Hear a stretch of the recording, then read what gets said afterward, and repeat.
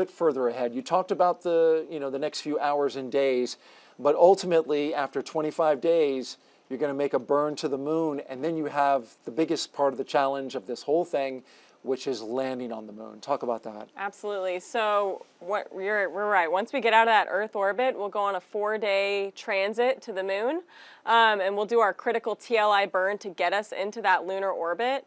Then we'll transit around the moon for about 16 days, and we'll get in basically sequentially closer orbits. We'll go closer to the lunar surface, and so we'll start going through these rolling comms blackouts as the lander goes on the far side of the moon, before ultimately going into our final critical burn, DOI, which then initiates that autonomous landing sequence. So those mission operations controllers that you just saw in there, they'll have to say goodbye for a moment. The lander will go autonomous, and it'll take over. Our vision navigation software and our cameras on board will fully take over to get us safely to the lunar surface, and then they'll go back hands-on.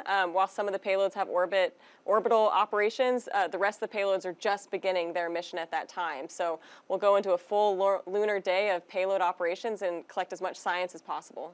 And through those 14 days on the moon, we're going to do all that science with those 10 payloads. That's going to be exciting. These principal investigators will be there watching, monitoring, and it's got to be exciting for them. And then you're going to try to survive a little bit of the lunar night. Just a little bit. So we don't expect to survive the full lunar night, but we will operate about 5 hours into the lunar night. And so we should really get to see some phenomenal activity with the regolith, that levitation that we talked about, and get some additional data, imagery, and video into that lunar night.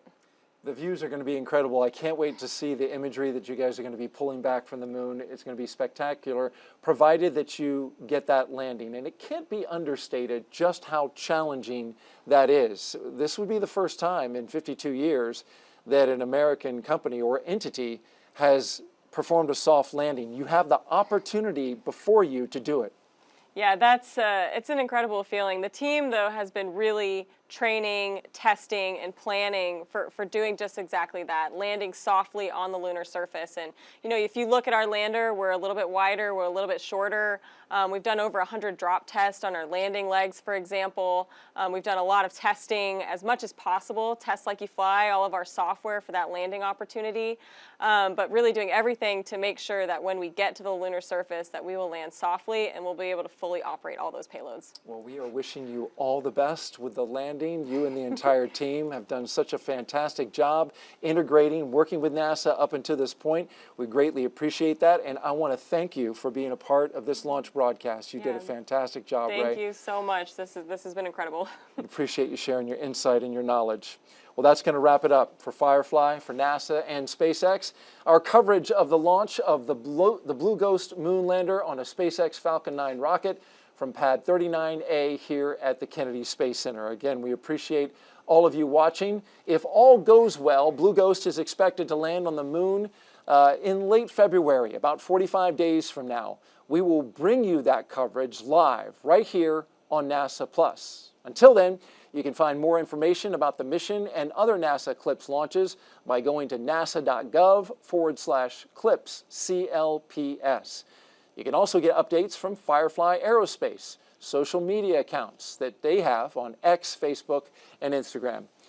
We want to leave you now with a replay of tonight's launch. For everyone here at NASA, Firefly, and SpaceX and Ray Allensworth, I'm Daryl Nail, wishing you a wonderful morning and reminding you to keep looking up. T-minus 15. 10, 9, 8, 7, 6, 5, 4, 3, 2, 1. Ignition.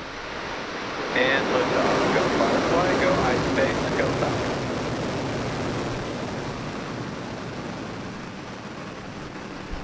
Vehicles pitching downrange.